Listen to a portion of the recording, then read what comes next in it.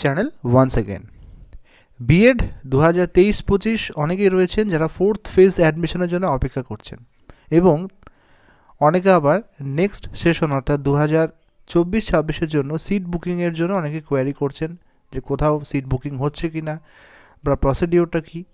তো প্রথমে বলে রাখি, 2023-25-এর ফোর্থ ফেজের অ্যাডমিশনের সম্পর্কে যারা ভাবছেন, আনফর্চুনেটলি এই বছরে কিন্তু আর কোনো রকমভাবেই ফোর্থ ফেজের অ্যাডমিশন আর সম্ভব নয়।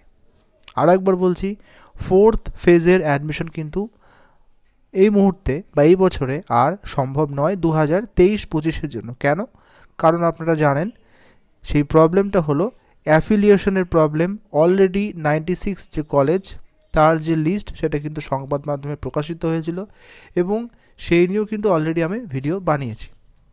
96 কলেজ যারা কিন্তু 2023-25-এর জন্য অ্যাফিলিয়েশন পায়নি, এবং আরও 14টি কলেজ যারা হাইকোর্টের দ্বারা অ্যাফিলিয়েশন পেয়েছিল। প্রশ্ন, পরবর্তীকালে তারা কি অ্যাফিলিয়েশন পাবে?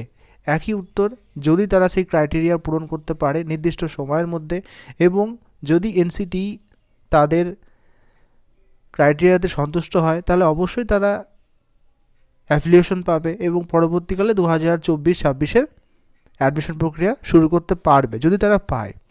আপাতত সিট বুকিং না করাই ভালো, কারণ অনেক রকম প্রবলেম চলছে।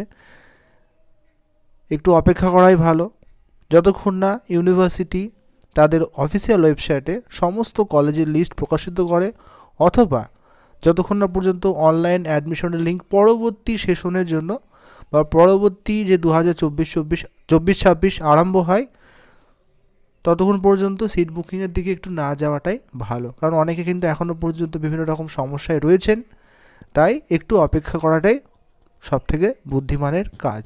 বাট আপাতত আনফর্চুনেটলি যেটুকু আপডেট, কোনো রকমভাবে কিন্তু ফোর্থ ফেজের অ্যাডমিশন আর সম্ভব নয়। ভিডিওটি ইনফরমেটিভ মনে হলে একটি লাইক করবেন, এবং বিএড রিলেটেড ভিডিও পাওয়ার জন্য আমার চ্যানেলটি সাবস্ক্রাইব করতে ভুলবেন না। ধন্যবাদ।